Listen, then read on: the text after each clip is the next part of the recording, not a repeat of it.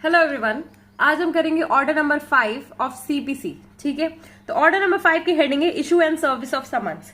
तो order number 4 में आता है इंस्टीट्यूशन ऑफ सूट्स, जिसके बाद क्या होता है issue and service of summons, यानी कि ऑर्डर नंबर 5 आता है, जो कि बहुत इंपॉर्टेंट है। ठीक है, अगर आप किसी को बुलाओगे नहीं, समन्स नहीं सर्व करोगे, उसको बुलाओगे नहीं, तो आपको पता नहीं चलेगा, समझ में नहीं आएगा कि आगे क्या मूव करना है और कैसे सर्विस ऑफ समन्स होंगे। उन सब चीजों से रिलेटेड ऑर्डर नंबर 5 में है। ठीक है, ऑर्डर नंबर 5 बहुत इंपॉर्टेंट है, सर्विस ऑफ समन से रिलेटेड इसमें सारी चीजें हैं। तो इसमें कितने रूल्स आते हैं? इसमें रूल नंबर 1 से लेकर के रूल नंबर 30 आता है। ठीक है, 30 रूल्स हैं इसमें, टोटल 30 रूल्स है, बहुत सारे रूल्स हैं, इसलिए मैं इसको एक अलग तरीके से पढ़ाऊंगी। मैं आपको ट्रिक्स में ही इसके इंपॉर्टेंट पॉइंट्स बता दूंगी।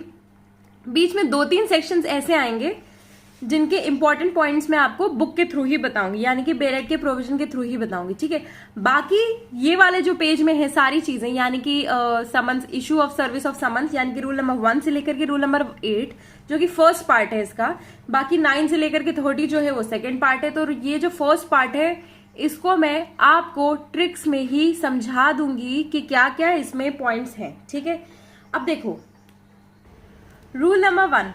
रूल नंबर बात करता है समन्स के बारे में। समन्स यानी कि समन्स क्या है, कैसे हैं समन्स, यानी कि वो जो पेपर, ठीक है, मान लो आपके पास कोई एक पेपर आया है, ये एक ब्लैंक पेपर है, इसमें मैं लिख दूं समन्स। ठीक है, समन्स लिख दूं, तो उसमें उसके नीचे इंपॉर्टेंट पॉइंट्स क्या क्या आएंगे, आप समन देखोगे उसमें क्या क्या ऐसा ऐसा लिखा होगा, उससे रिलेटेड है। ठीक है, ये हो गए समन्स। अब समन्स में सबसे पहले क्या, सबसे पहले देखो समन्स का पर्पस। रूल नंबर 1 में ही ऑर्डर नंबर 5 के समन्स का पर्पस बताया गया है। ठीक है, और कैसे आना है। ठीक है, उसके बाद उसमें सिग्नेचर वगैरह हो गया, हर एक इंपॉर्टेंट पॉइंट बताया गया है। देखो पर्पस जो है, कभी भी आपको क्वेश्चन का आंसर लिखना उसके इंट्रोडक्शन में आ जाएगा, क्या उसका purpose to answer and appear. ठीक है, ताकि डिफेंडेंट क्या कर सके, अपीयर हो सके, दूसरा आंसर कर सके। ठीक है, ये चीज हो गई। तीसरी चीज क्या होगी, फाइल रिटर्न स्टेटमेंट, कितने दिनों में, 30 दिन के अंदर फाइल कर सके रिटर्न स्टेटमेंट, और अगर वो 30 दिन में नहीं आता है तो क्या हो, 90 डेज में वो आ सके। ठीक है, ये वाली चीज है। क्या है पर्पस, क्या है, आंसर और अपेयर करे, फिर इसके बाद फाइल करे रिटर्न स्टेटमेंट, कितने दिनों में, 30 दिनों में। ठीक है, 30 दिन में नहीं आ सके तो 90 डेज का एक्सटेंशन मिल सकता है, यानी कि 30 + 90। ये हमने और भी किसी चैप्टर में पढ़ा था, आप मुझे बता दीजिए। ठीक है, इसके बाद नीचे इसमें कमेंट करिएगा। नेक्स्ट इसके बाद है हाउ अपीयर, कैसे अपीयर होगा, जो अक्यूज्ड है वो अपीयर कैसे होगा। पहला होगा इन पर्सन, या दूसरी चीज प्लीडर के थ्रू, या फिर किसी के भी थ्रू जो कि आंसर कर सके। ठीक है, आपको ये समझ में आ गया। इसके बाद नेक्स्ट है साइंड होना चाहिए, किसके द्वारा, जज के द्वारा, और सील होनी चाहिए, सिग्नेचर होनी चाहिए, सील होनी चाहिए। बहुत इंपॉर्टेंट ये चीज है। आप कभी भी नीचे राइट हैंड साइड में देखोगे, नीचे ऊपर बीच में कहीं भी, तो वो क्या होगा, साइंड होगा, सील्ड होगा, किससे, जज से। ठीक है, या फिर ऑफिसर ऑफ द कोर्ट से। तो आपको रूल नंबर 1 जो है एक तरह से पता चल गया है ना, रूल नंबर 1 एक तरह से पता चल गया है, जिसमें समन्स के बारे में लिखा हुआ है। नेक्स्ट इसके बाद समन्स के साथ एक और चीज आती है, इसलिए मैंने यहाँ पे एडिशन का साइन लगाया है। क्या है, कॉपी ऑफ प्लेंट। अरे तुम्हें सामने वाले को नोटिस देना है कि आपके अगेंस्ट सूट आ गया है, सब कुछ आ गया, तो तुम ये भी तो बताओ कि और किस चीज से रिलेटेड सूट आया है। इसलिए इसमें क्या होगा, कॉपी ऑफ प्लेंट, ये क्या होगी, एनेक्स करवाई जाएगी, copy of plaint to be annexed. 1 और 2 रूल खत्म हो गया। अब रूल 3 और 4 में आते हैं। रूल 3 और 4 कनेक्टेड है, वैसे ही रूल 5, 6, 7 और 8 कनेक्टेड है। यहाँ कितने कनेक्टेड है, 4, यहाँ पे कितने कनेक्टेड है, 2, 2 + 4 + 2 कितना हो गया। ठीक है, अब इसके बाद करते हैं हम लोग 3 और 4। रूल 3 करते हैं, order to appear in person, यानी कि क्या है, ऑर्डर किस चीज का ऑर्डर है, कि अपीयर करना है कैसे, इन पर्सन में। इसमें क्या है, कोर्ट में ऑर्डर डिफेंडेंट और plaintiff to appear in person, है ना। कोर्ट ऑर्डर करेगा डिफेंडेंट प्लेंटिफ को किस चीज के लिए, कि अरे वो पर्सन इन पर्सन करें। ठीक है, इन पर्सन अपीयर करें, और वो कैसे अपीयर करेंगे, जब वो कहाँ होंगे, रेसिडेंट होंगे उसी एरिया पे, लोकल लिमिट्स पे। तो कैसा है वो, रूल 3 अगर आएगा तो वो रूल 4 के एडिशन में होगा, यानी कि ये तो हो गया। इसके साथ क्या हो गया, called only when local limits में हो, या फिर 50 किलोमीटर के दायरे में हो, या फिर अगर दूर है तो 5/6 ऑफ द जो एरिया है ना, वो रेलवे या फिर एयर के द्वारा किया जाएगा, और उसका पैसा कौन देगा, प्लेंटिफ। क्यों, क्योंकि वो बुला रहा है। ठीक है, तो इसमें बुलाने से रिलेटेड है कि अगर तुम इन पर्सन बुलाना है, और फिर अगर कितने लिमिट्स में है तो बुला सकते हो। नेक्स्ट इसके बाद आ जाते हैं रूल 5, 6, 7 और 8 में। अब इसके बाद करते हैं रूल 5। रूल 5 किस चीज से रिलेटेड है, रूल 5 रिलेटेड है summons to either to settle issues और फॉर फाइनल डिस्पोजल। अब हम यहाँ से समन से एक लाइन खींच के जा रहे हैं, टू और टू मेंशन। ठीक है, टू किस लिए है, रूल नंबर 5 के बारे में बताता है किस चीज के लिए, या तो तुम सेटल करो या फिर क्या करो, फाइनल डिस्पोज करो। ये कौन बताता है, कोर्ट। किस में बताएगा, अरे समन में ही लिखा रहेगा। समन में सिर्फ ये चीजें नहीं लिखी रहेंगी, और भी चीजें इस एस से कनेक्टेड जितनी चीजें हैं ना वो सारी समन में लिखी रहेंगी। क्या, फाइनल डिस्पोजल के लिए है या फिर सेटल के लिए। नेक्स्ट इसके बाद क्या है, ये तो रूल 5 हो गया। अब रूल 6 में आना है। रूल 6 में आना है तो रास्ता कहाँ से चल रहा है, समन से ही चल रहा है। समन में एक और चीज होगी, क्या होगी, टू मेंशन। क्या मेंशन करेगा, दिनांक। अरे तुम बताओगे उसको, बोलोगे कि आना है तो किसी भी दिन थोड़ी आ जाएगा। तुम पिक्चर की टिकट बुक करते हो, दोस्त को बुलाते हो तो दोस्त ऐसे ही कभी थोड़ी आ जाता है ना। उसको तुम डे बताते हो, टाइम बताते हो, तो ये क्या है, डेट। ये क्या है, सन बनाया हुआ है, किस लिए, डे के लिए, है ना। तो डे फॉर अपीयरेंस कौन बताएगा, अरे समन्स में ही बताया जाएगा। समन से लड़ियां स्टार्ट हुई है, ये एक लड़ी स्टार्ट हुई है इधर समन से, ये इधर स्टार्ट हुई है, फिर एक लड़ी इधर गई है, वो किस चीज के लिए, एनेक्सेशन के लिए। फिर 2 लड़ियां इधर गई हैं, पहला क्या है 5 के लिए, फिर दूसरा क्या है रूल 6 के लिए, डे बताएगा। और फिर उसके बाद डे बताने के साथ एक और चीज मेंशन करेगा, किस चीज के लिए है, टू प्रोड्यूस डॉक्यूमेंट। पहला क्या, 2 चीजें, टू मेंशन क्या, पहली चीज डे फॉर अपीयरेंस, दूसरी चीज टू प्रोड्यूस डॉक्यूमेंट। ठीक है, ये समन्स में ही होगा। टू मेंशन में क्या है, 2 चीजें लिखी हुई है, क्या क्या, रूल 6 और रूल 7, है ना। टू मेंशन में 2 चीजें लिखी हुई है, रूल 6 रूल 7। क्या है रूल 6, दिन बताया जाएगा। रूल 7 में है कि टू प्रोड्यूस डॉक्यूमेंट। अब ये चीज हो गई। अब हम इसके बाद देखो, ये देखा हमने समन्स देखा हमने। समन्स से क्या है, टू किस लिए, सेटल या फिर फाइनल डिस्पोजल।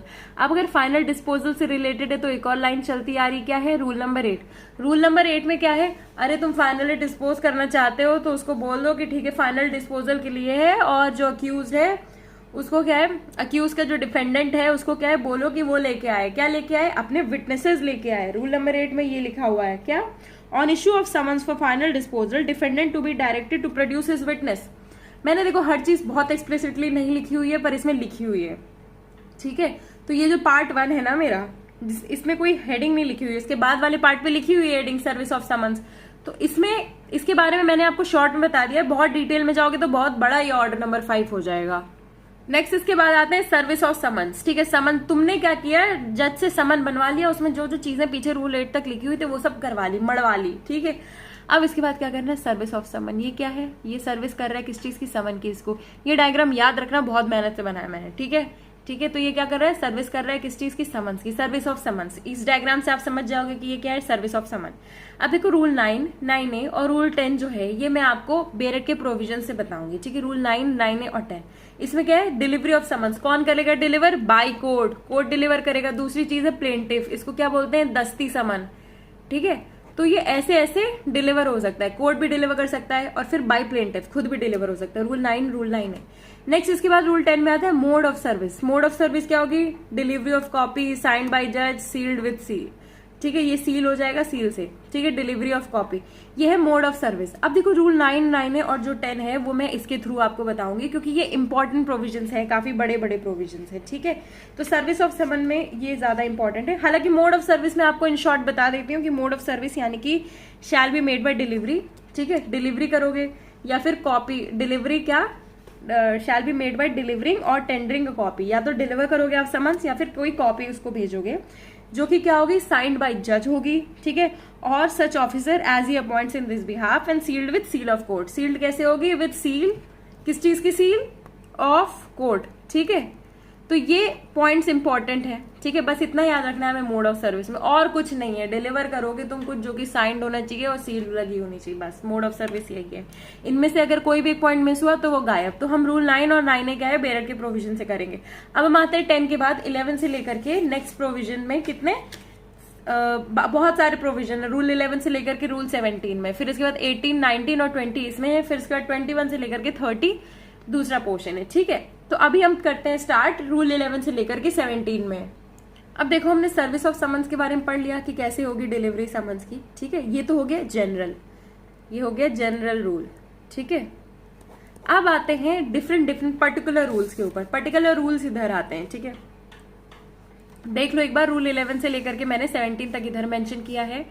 ठीक है, एक पेज का आइडिया बना लो आप, और फिर उसके बाद रूल 21 से लेकर के आगे जो है वो मैंने इधर मेंशन किया, और रूल 30 इधर मेंशन किया है। ठीक है, अब हम आते हैं रूल नंबर 11 पे।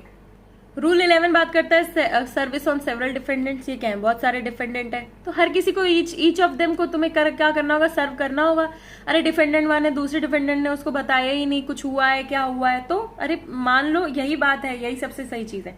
जो दूसरी इंपॉर्टेंट चीज होनी चाहिए कि बहुत सारे लोगों को आप सर्व कर रहे हो, अब सर्विस कैसी होनी चाहिए, अगर प्रैक्टिकेबल है तो इन पर्सन हो। कैसे हो, सर्विस इन पर्सन, ठीक है, service of summons in person. Next इसके बाद क्या आता है, रूल नंबर 13। रूल नंबर 13 क्या है, on agent of business. On agent of business क्यों, देखो service on agent by whom defendant carries on business. एक एजेंट है जो कि क्या करता है, डिफेंडेंट का बिजनेस कैरी करता है, तो उसी को दोगे तुम, क्यों, क्योंकि वो इसका बिजनेस कैरी करता है when defendant does not resides with in local limits, ठीक है। अब बहुत बड़ा बिजनेस है, डिफेंडेंट कहीं और रहता है, उसका एजेंट यहाँ पे है, तो उसको दोगे, ठीक है। नेक्स्ट इसके बाद आता है रूल नंबर 14। रूल नंबर 14 बात करता है service on agents in charge in suits for immovable property, ठीक है। अब देखो ये क्या है, इमूवेबल प्रॉपर्टी बनाई है, घास फूस बनाया है, घर बनाया है, छपरा पड़ा हुआ है, इधर जो एजेंट है जो कि इस प्रॉपर्टी की रखवाली कर रहा है वो रह रहा है, ठीक है। तो इसमें ये बोला गया है कि जो प्रॉपर्टी की रखवाली कर रहा है जो एजेंट है, वही जो प्रॉपर्टी का एजेंट है उसी को दिया जाएगा। अगर जनरल एजेंट नहीं मिल रहा है, जनरल यानी कि बिजनेस रन करने वाला एजेंट नहीं मिल रहा है, तो जो प्रॉपर्टी के लिए अगर मैटर है और उस प्रॉपर्टी में कोई एजेंट है तो उसे दे दिया जाएगा, ठीक है। नेक्स्ट इसके बाद रूल नंबर 14 बात करता है, रूल नंबर 15 बात करता है किस चीज की, रूल नंबर 15 बात करता है वेयर सर्विस में be on an adult member of defendants family, ठीक है। तुम एडल्ट मेंबर को तुम दे दो, ये उसका घर है, ये एडल्ट मेंबर है, ये सर्विस ऑफ समन हो रही, तुम एडल्ट मेंबर को दे दो, पर क्यों दोगे, जब डिफेंडेंट एब्सेंट हो, डिफेंडेंट एब्सेंट है या फिर रीजनेबल टाइम में वो मिल ही नहीं रहा है, ठीक है। और तीसरी चीज क्या है, उसका कोई एजेंट नहीं है, तो एडल्ट मेंबर कौन होगा, मेल या फीमेल। सीपीसी में क्या है, मेल फीमेल दोनों आते हैं, ठीक है। नेक्स्ट इसके बाद आता है रूल नंबर 16। रूल नंबर 16 बात करता है, देखो रूल नंबर 16 और 17 साथ साथ में जाएंगे, ठीक है। रूल नंबर 16 बात करता है person served to sign acknowledgement, ठीक है। अब देखो जो पर्सन है जिसको सर्व किया गया है, डिफेंडेंट, इसीलिए रेड पेन से बनाया है मैंने पूरा ताकि आप लोग को कोई दिक्कत ना हो। डिफेंडेंट है, उस पर क्या हो रहा है, सर्विस हो रही है, तो वो क्या करेगा, एक्नॉलेज करेगा। कैसे करेगा, साइन, सिग्नेचर से करेगा। यहाँ पे क्या लिखा हुआ है मैंने, सिग्नेचर, ठीक है, सिग्नेचर से करेगा। और दूसरी चीज यहाँ तो क्या है, वो एक्सेप्ट कर रहा है, यहाँ पे क्या है, वो रिजेक्ट कर रहा है, ठीक है, रिफ्यूज कर रहा है रूल नंबर 17 में। तो डिफेंडेंट अगर रिफ्यूज कर रहा है उसको एक्सेप्ट करना, तो कैसे होगा, पहला एफिक्स करो एक कॉपी, किस चीज की, समन की, कहाँ पे, उसके दरवाजे पे, या फिर किस दरवाजे पे, उसके घर के दरवाजे पे, जहां पे वो बिजनेस रन करता है वहां के दरवाजे पे। पहला तो ये हो गया, ठीक है। दूसरे क्या हो गया, रिटर्न द ओरिजिनल, ठीक है। ओरिजिनल जो है जिसपे उसने दस्तखत नहीं किए हैं उसे रिटर्न कर दो जिस कोर्ट ने उसे इशू किया है, ठीक है। और फिर इसके बाद वहां पे ये भी स्टेट कर दो उस कोर्ट पे जो कि सर्विस कर रहा है, उसको ये भी बताना होगा, स्टेट करना होगा कि हाँ मैंने सर्विस की थी पर उसने लिया नहीं तो मैंने कॉपी एफिक्स कर दी, ठीक है। और जब उसने कॉपी एफिक्स की तो एक विटनेस कोई तो होगा जिसने उसके घर के पता अता के बारे में बताया होगा, ठीक है। उसको एक तरह से क्या बोलते हैं, विटनेस, ठीक है। तो उसमें क्या होगा, नेम एड्रेस वगैरह उस आदमी का लिख लाओ, ठीक है। अब आपको समझ में आ गया कि सर्विस ऑफ समन भी बहुत इजी नहीं है। जनरली अगर वो ले लेता है, उसके हाथ में दो तो ठीक है, उसके हाथ में ना दो तो बहुत दिक्कतें हो जाती हैं, ठीक है। अब हम आते हैं रूल नंबर 18, 19 और 20 पे। रूल नंबर 18 बात करता है एंडोर्समेंट से रिलेटेड। एंडोर्समेंट किस चीज का, of time and manner of services, ठीक है। रूल नंबर 18 ऊपर क्यों लिखा हुआ है मैंने, उसी के साथ क्यों नहीं लिखा हुआ है, क्योंकि वो जनरल है, ठीक है, इससे कनेक्टेड है। ये जो आदमी है इसने सर्विस की, अब ये क्या कर रहा है, इंडोर्स कर रहा है, क्या, टाइम मैनर, जिस तरह से उसने क्या किया, समन्स को सर्व किया। नेक्स्ट इसके बाद क्या है, रूल नंबर 19। रूल नंबर 19 बात करता है एग्जामिनेशन ऑफ सर्विंग ऑफिसर, ठीक है। ये भी इसी आदमी से, इसने क्या किया, इसको सर्व किया, इसने इसको सर्व किया, अब इसका क्या है, एग्जामिनेशन होगा, ठीक है। ये किससे कनेक्टेड है, रूल नंबर 17 से कनेक्टेड है। ये किससे कनेक्टेड था, रूल नंबर 16 से कनेक्टेड था कि तुमने सर्व कर लिया तो टाइम मैनर बताओ। और फिर इसके बाद नहीं सर्व किया, रिटर्न आया तो उसका एग्जामिनेशन करो, ठीक है। एफिडेविट और ओथ वगैरह पे उसका एग्जामिनेशन करो। नेक्स्ट इसके बाद इसी से कनेक्टेड एक और चीज आती है, वो होती है सब्सटीट्यूटेड सर्विस, ठीक है। सब्सटीट्यूटेड सर्विस, ये तीन चीजें मैंने अलग इसलिए लिखी क्योंकि बहुत ही जनरल चीजें हैं इससे रिलेटेड, पर्टिकुलर उसमें ब्लॉक्स में फिट नहीं हो रही थी, ठीक है। तो सब्सटीट्यूटेड सर्विस मतलब कि मिला ही नहीं, रीजनेबल कॉस्ट से मिल ही नहीं सकता है, ठीक है। तो उसको क्या है, सब्सटीट्यूटेड सर्विस बोल देंगे। तो सब्सटीट्यूटेड सर्विस पे डिफरेंट क्या है, रूल नंबर 17 से डिफरेंट ये है कि वो उसके दरवाजे पे लगाया जाएगा और ये कहाँ लगाया जाएगा, कोर्ट हाउस के दरवाजे पे लगाया जाएगा, ठीक है, कोर्ट हाउस के डोर पे, नोटिस बोर्ड पे, कहीं भी ऐसे लगाया जाएगा कि उसको दिखे, ठीक है।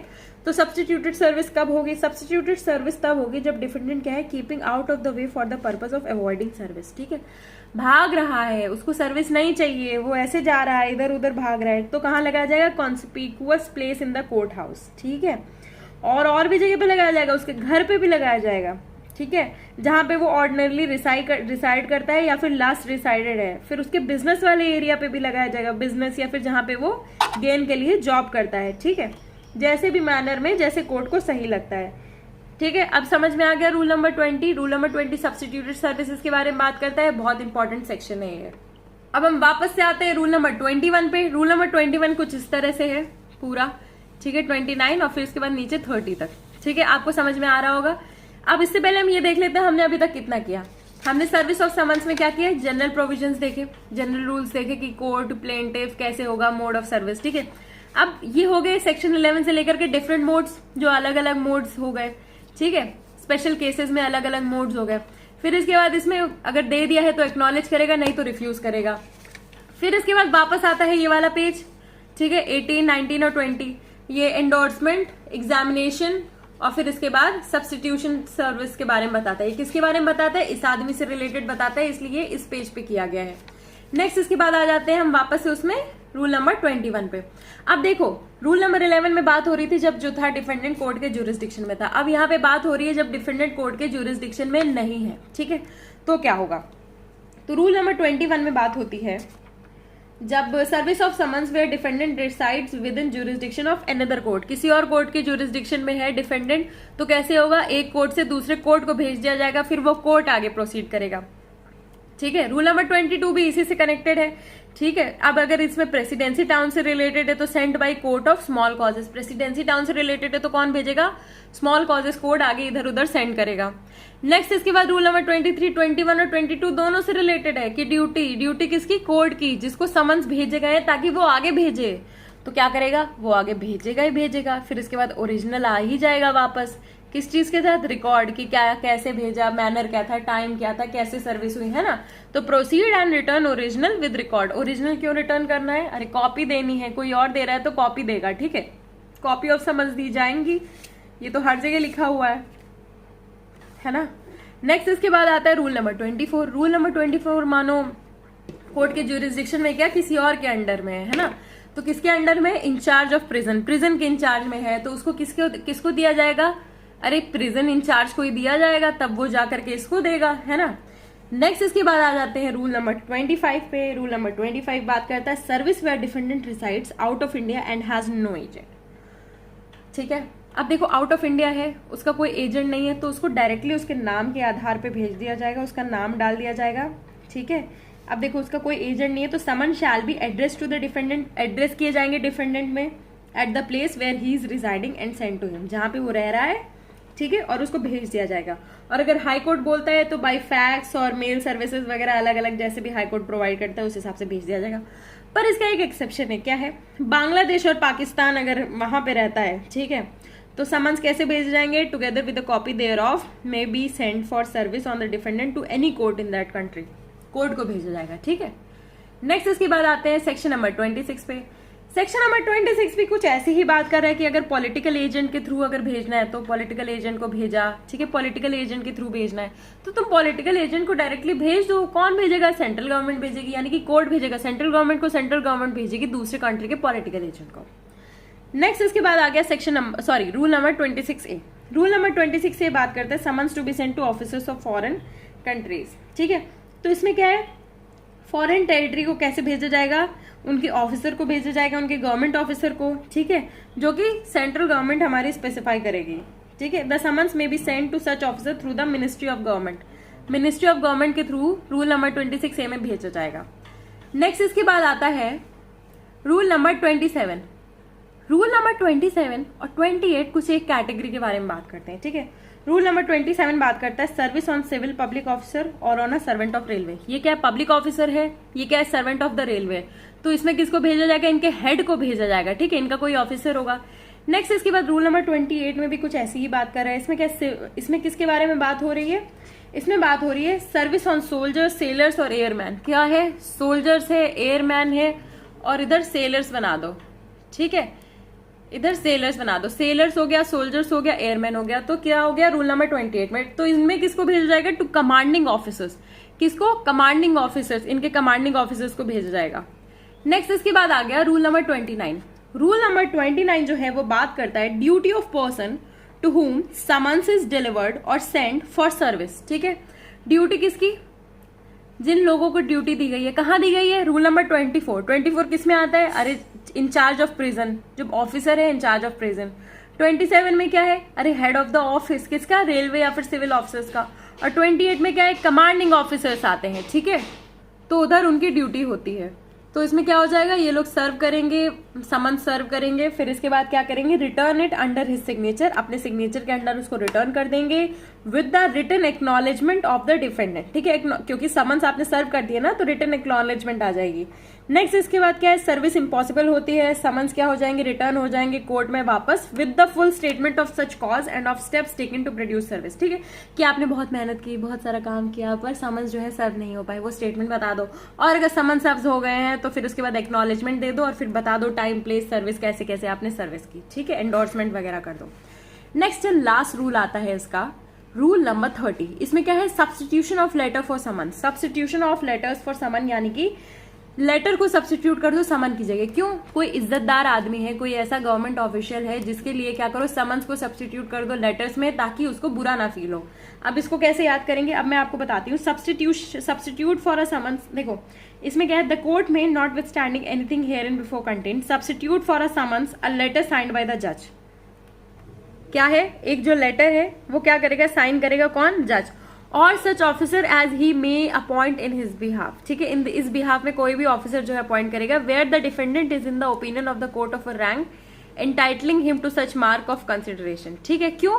क्योंकि जो डिफेंडेंट है वो ऐसी रैंक का है जो एंटाइटल करता है उसको इस चीज के लिए, ताकि उसको कंसिडर किया जाए कि अरे नहीं यार, इसको समझ नहीं, इसको लेटर भेजेंगे, नहीं बहुत बड़ा ऑफिसर है ना। ठीक है, नेक्स्ट इसके बाद क्या है? वो जो लेटर है वो सारी चीजें कंटेन करेगा। पोस्ट से भी भेजा जा सकता है, कैसे भी भेजा जा सकता है। अब देखो उसको समन्स की तरह सर्व करो, बस उसमें लिखा नहीं होगा ऐसा कुछ, पर देखो है तो वो एक डिफेंडेंट ही, भेजा उसको जा रहा है समन्स। अब कितने भी बड़ा ऑफिसर हो उसको लेटर के रूप में भेजा जा रहा है, पर भेजा क्या जा रहा है? समन्स ही।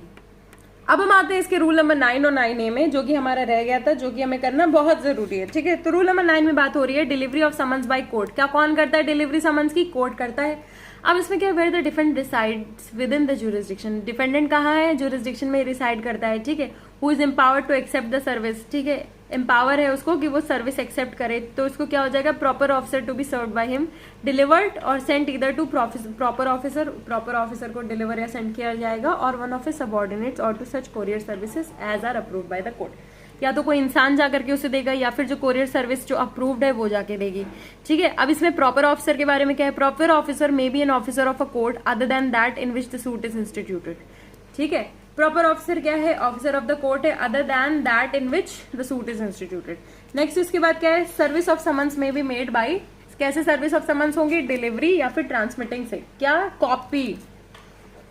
ठीक है, बाय रजिस्टर्ड पोस्ट। ठीक है, कैसा होगा सर्विस ऑफ समन? देखो कॉपी ही कॉपी भेजी जाएगी और ओरिजिनल जो है वो आपको रिटर्न करना होगा। ठीक है, नेक्स्ट इसके बाद क्या है? Proviso that the service of summon under this sub rule shall be made at the expenses of the plaintiff. अब प्लेंटिफ जो है वो पैसे नहीं देगा तो सर्विस ऑफ समन्स इम्पॉसिबल है। नेक्स्ट इसके बाद इसमें क्लॉज 5 जो कि इंपॉर्टेंट है, ये क्या है? Duly served on the defendant. Summons duly served, ये कब माना जाएगा? ये तब माना जाएगा, देखो एक्नॉलेजमेंट या फिर कोई receipt purporting to be signed by the defendant. अब डिफेंडेंट के पास से कोई एक्नॉलेजमेंट आ गया या फिर कोई रिसिप्ट आ गई, वो बोले अरे हाँ मेरे को आ गया। ठीक है, वो क्या है? कोर्ट में वापस आ गई, कोर्ट में रिसीव बैक हो गई इंडोर्समेंट के साथ। ठीक है, इंडोर्समेंट किस चीज का? Purporting to have been made by a postal employee. Endorsement कौन करेगा? मैंने आपको बताया था कौन से रूल में? रूल नंबर 18 में बताया था। ये है रूल नंबर 18, इसमें बताया था टाइम मैनर जैसे भी वो सर्व करेगा उसकी इंडोर्समेंट। तो वो इंडोर्समेंट ये हो गई सेकंड चीज। फर्स्ट चीज क्या हो गई? एक्नॉलेजमेंट। तो क्या आ गया? एक्नॉलेजमेंट आ गई, इंडोर्समेंट आ गई, ये सब चीजें आ गई, तो पता चल जाएगा कि हाँ ठीक है, समन्स जो है वो ड्यूली सर्व कर दिए गए हैं। इसका प्रोविजो है कि when provided that where the summons was properly addressed, prepaid and duly sent by registered post, the declaration referred to in this sub rule shall be made notwithstanding the fact that the acknowledgement has been lost. देखो acknowledgement जो है वो अगर lost हो गई है, misled हो गई है, कुछ भी हो गई है, और ये सारी चीजें बाकी सारा प्रोसेस जो है वो सही से किया गया है, तो उसको ये माना जाएगा कि समन्स जो है वो ड्यूली सर्व्ड है, ठीक है। और for any other reason has not been received by the court within 30 days, ठीक है। ये क्या है, क्या 30 डेज में चाहिए कोर्ट को, ये एक इधर से इंपॉर्टेंट पॉइंट निकल के आ जाता है। 30 दिन में कोर्ट को क्या चाहिए, एक्नॉलेजमेंट चाहिए, ठीक है। एक्नॉलेजमेंट कहाँ पढ़ा था हम लोगों ने, रूल नंबर 16 में। कहाँ पे, ये रूल नंबर 16 में हमने एक्नॉलेजमेंट पढ़ा था, ठीक है। रूल नंबर 16, 17, 18, 19 तो एक साथ ही लिख लो तो ज्यादा सही है, मैंने थोड़ा अलग अलग लिख दिया है, ठीक है। तो 16, 17, 18, 19 मान लो एक ही साथ है, एक्नॉलेजमेंट है, रिफ्यूजल है, एंडोर्समेंट है, और फिर 19 है एग्जामिनेशन, है ना। नेक्स्ट इसके बाद क्या है, हाई कोर्ट और द डिस्ट्रिक्ट जज एज द केस में भी shall prepare a panel of courier agencies. Courier agencies का पैनल कौन बनाएगा, हाई कोर्ट, डिस्ट्रिक्ट जज, ठीक है, इस चीज के लिए। नेक्स्ट आ जाता है इसमें रूल नंबर 9A, ठीक है। 9A इंपॉर्टेंट क्यों है, क्योंकि ये दस्ती समन्स के बारे में बता रहे हैं, यानी कि यहाँ पे प्लेंटिफ खुद बोलता है कि मैं खुद सर्विस करूंगा समन्स की, है ना। ये कैसे होता है, in addition to the service of summons under rule 9। फिर इसमें क्या करना होता है, एप्लीकेशन करनी होती है, ठीक है। प्लेंटिफ अप्लाई करता है for the issue of summons for the appearance of a defendant, ठीक है, डिफेंडेंट के अपीयरेंस के लिए। Permit such plaintiff to effect service of such summons on such defendant and shall in such a case deliver the summons to such plaintiff for service. क्या करेगा, application दी, permission आई, ठीक है। फिर वो क्या करेगा, प्लेंटिफ इफेक्ट करेगा क्या, सर्विस ऑफ समन्स देने जाएगा ऑन सच डिफेंडेंट, है ना। कन्फ्रंटेशन समझ रहे हो कि कन्फ्रंट कर रहा हूं मैं तुम्हें कि मैंने तुम्हारी शिकायत कर दी है ना। तो ये क्या करेगा, कन्फ्रंट करने जाएगा, and shall in such case deliver कर देगा समन्स को उस प्लेंटिफ को, तो सर्विस हो जाएगी, ठीक है। फिर इसके बाद क्या है, service of such summon shall be effected by or on behalf of such plaintiff by delivering. कैसे होगी वो, डिलीवर कर देगा, ठीक है, टेंडर कर देगा, या फिर डिफेंडेंट को पर्सनली और copy thereof signed by the जज, या फिर डिलीवर कर देगा, या फिर क्या कर देगा, खुद से जाकर के वो साइंड कॉपी दे जाएगा, ठीक है। As he may appoint in this behalf and sealed with seal of court. देखो ये 3 पॉइंट मैंने आपको पहले ही बताए थे, इंपॉर्टेंट है। क्या क्या, साइंड होना चाहिए, सील होनी चाहिए, डिलीवरी ऑफ कॉपी होनी चाहिए, कॉपी, है ना। अब इसके बाद क्या है, प्रोविजंस ऑफ रूल 16 एंड 18, ठीक है। 16 क्या हो गया, एक्नॉलेजमेंट, 18 क्या हो गया, endorsement. Shall apply to the summons personally served under this rule as if the person affecting service were a serving officer. इसीलिए मैंने ये रूल्स है ना आपको पहले नहीं पढ़ाए थे, मैंने पहले बाकी पूरा पढ़ा दिया, तब जाके आपको समझ में आएगा कि रूल 16 क्या है, रूल 18 क्या है ना। इसके बाद आते हैं, if such summons when tendered is refused. अब देखो रिफ्यूजल हो गया, रिफ्यूजल कब था, रूल नंबर 17 में, ठीक है। If the person summoned refuses to sign an acknowledgement of service or for any reason such summons can not be served personally, personally सम नहीं कर सकते हो, the court shall on the application of the party, party क्या करेगी, apply करेगी, फिर इसके बाद री इशू होंगे समन्स, फिर इसके बाद फिर से सर्व किए जाएंगे डिफेंडेंट पे। तो इसी के साथ हमारा जो है ऑर्डर नंबर 5 कंप्लीट होता है। आई होप मैंने बहुत कम टाइम में आपको करवा दिया हो। 30 रूल्स करवाए मैंने आपको, 30 सेक्शन, समझ लो कितने साल में होते हैं लोगों से। तो ये 30 रूल्स मैंने आपको इतने कम टाइम में एक ऑर्डर पूरा कंप्लीट करवाया, ताकि बहुत जल्दी से आपका कंप्लीट हो जाए। एक बार देखो, दूसरी बार आप 2x की स्पीड से देखो, आराम से आपका कंप्लीट हो जाएगा। आई होप ये वीडियो आपको अच्छा लगा हो। अगर आपको अच्छा लगता है तो please do like, share, comment and subscribe, and please do support this channel. Thank you and best of luck for your exams.